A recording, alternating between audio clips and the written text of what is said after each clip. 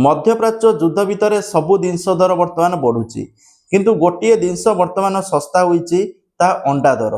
अंडा दर 8 रु 9 टंका बिक्री होउतला तापर 7 टंका बिक्री होउतला। वर्तमान अंडा दर बा अंडा गोटाक 4 टंका 20 पैसा रे मिलुची बा 4.5 टंका रे मिलुची। आपन को एई अंडा ओडिसा रे मिलिबो कि नाही संपूर्ण इनफॉरमेशन ए वीडियो रे कहबी। जदि आपण माने अंडा किनुचंती ताले इनफॉरमेशन आपण को पई बहुत गुरुत्वपूर्ण। तो कौन रही पूरा इनफॉरमेशन चलंतु जानि नबा।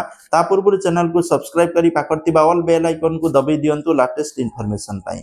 तो देखंतु जेहेतु मध्यप्राच्य युद्ध चली तेणु अंडा रप्तानी हो पारुनी।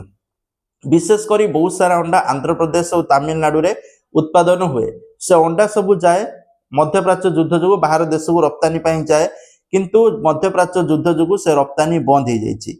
जेहेतु वर्तमान खरा दिन तेणु अंडा बेसी दिन रही खराब हो।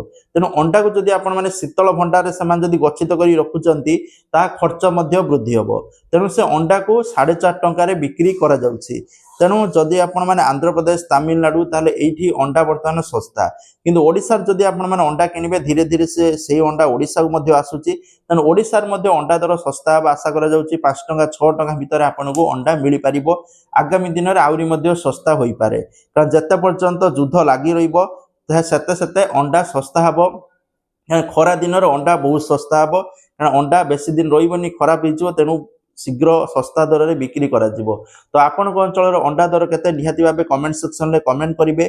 आ ओडिसा मध्य विभिन्न जिल्ला रे सस्ता अंडा मिलिबा आरंभ हो जाइछि। माने अंडा सस्ता आरंभ हो जाइछि कारण पूर्वरु जो स्टॉक रखतिले हितादी माने दुकानी ता बिक्री कर साला पर नुआ अंडा आनिबे। नुआ अंडा निहाती भाबे सस्ता रे आनिबे आपन को सस्ता रे मिलिबो। तो आपण माने अपेक्षा करंतु जते पर्यंत युद्ध चलिबो सेते पर्यंत अंडा रप्तानी तो बंद हो जिवो बाहर देश को। जा फल रे ओडिसावासी टिके माने आश्वस्ति पाइबे से माने सस्ता रे अंडा पाई परिबे। तो इथिला इनफॉरमेशन थैंक यू जय जगन्नाथ।